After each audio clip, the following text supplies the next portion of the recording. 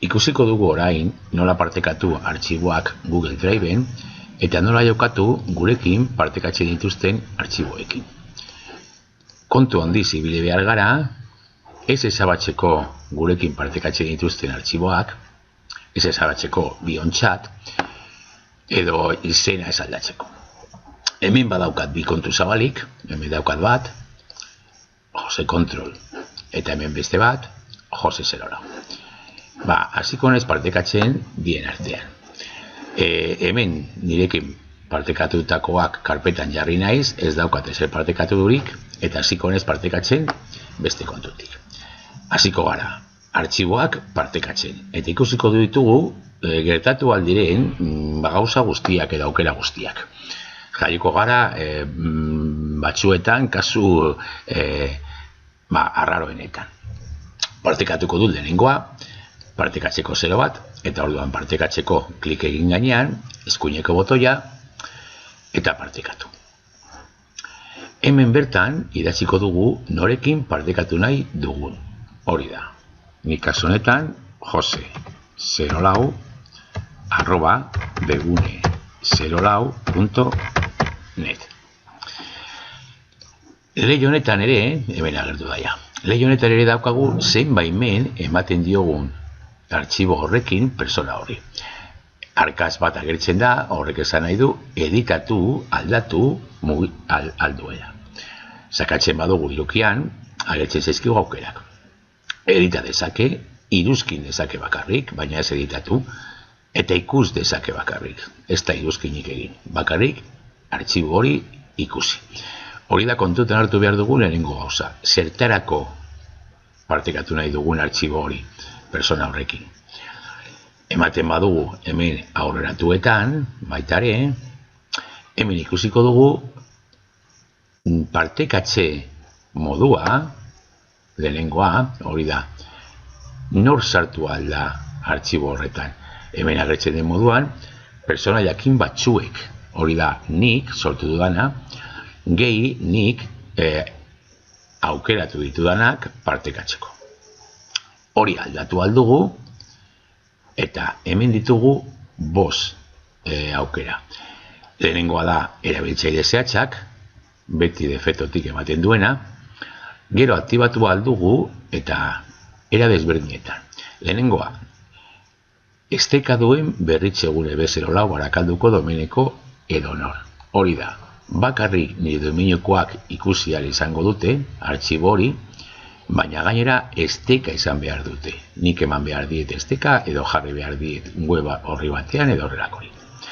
Hurrengoa, aktibatua berritzegune B0lau Barakaldo. Hor bakarrik nire domeniokoak ikusiko dute. Zuen eskola noski, zuen domeniokoek ikusiko dute bakarrik, aktibatzen baduzu hori.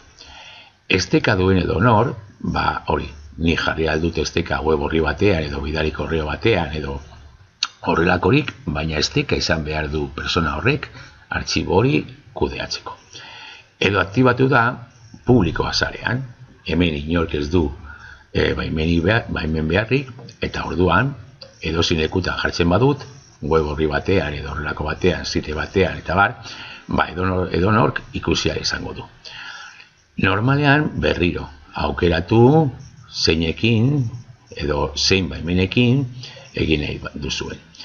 Egin nahi baduzue guztiz restringitua eta bakarrik zuk eta partekatzen dituzuen personekin ikustea, orduan desaktibatu, erabili zehatzak, nik gonbidatzen ditudanak, eta gorde.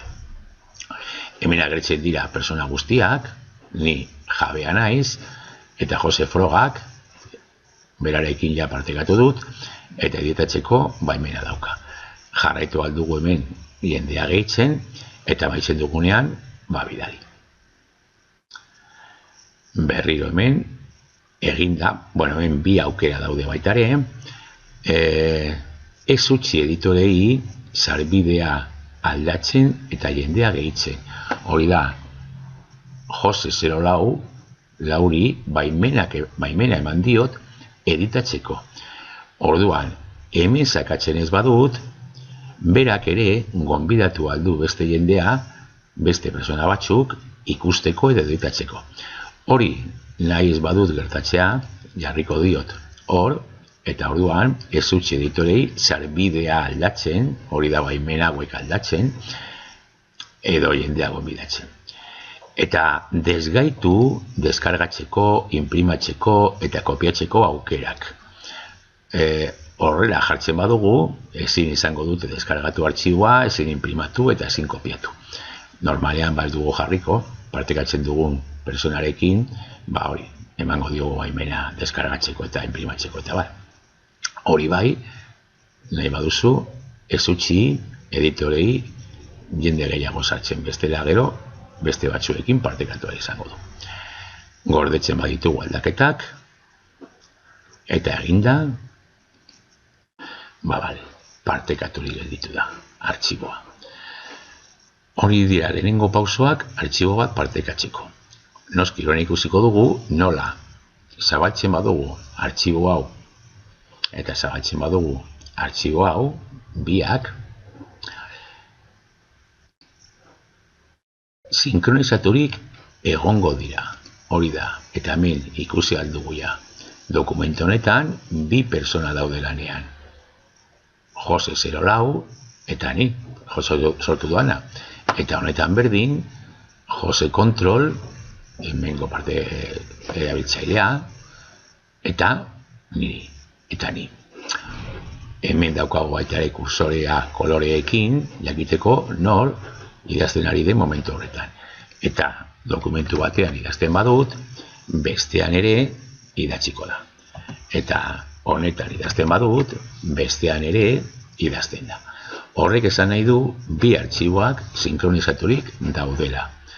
Batzuetan edo askotan horretarako partekatzen ditugu artxiboak, bi pertsona lan egiteko batera. Orduan, azken finean, komeni bazaigu dokumentu batean bi pertsona edo gehiago lan egitea horrela egingo dugu. Bueltatzen bagara, ikusten dugu nola partekaturik dauden. Hori da partekatzearena.